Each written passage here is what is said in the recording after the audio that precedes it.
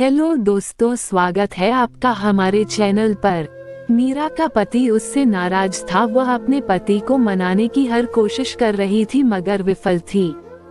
फिर वह रात के अंधेरे में अपने ही ससुर को पति समझ बैठी और उसके बिस्तर पर लेटकर संबंध बनाने के लिए जिद करने लगी।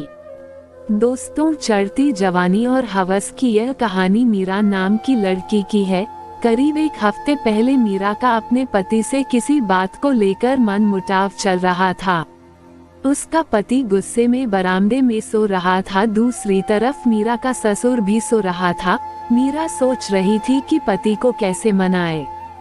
कुछ देर सोच विचार करने के बाद मीरा फिर से अपने पति को मनाने के लिए बरामदे में पहुंच गई, लेकिन बरामदे में अंधेरा होने के कारण पहचान नहीं कर पाई कि उसका पति किस तरफ लेटा हुआ है, और ससुर के बिस्तर को अपने पति का बिस्तर समझ बैठी और उसके बगल में जाकर लेट गई। अब जैसे ही मीरा के शरीर का स्पर्श ससुर के शरीर से हुआ, अंधेरी रात के चलते ससुर भी पहचान नहीं कर पाया और मीरा को अपनी पत्नी समझकर सीने से लगा लिया और रोमांस करने लगा।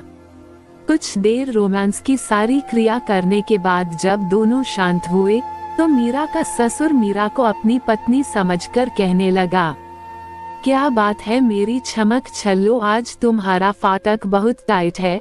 लगता है फिर से तुम धीरे धीरे जवान होने लगी हो।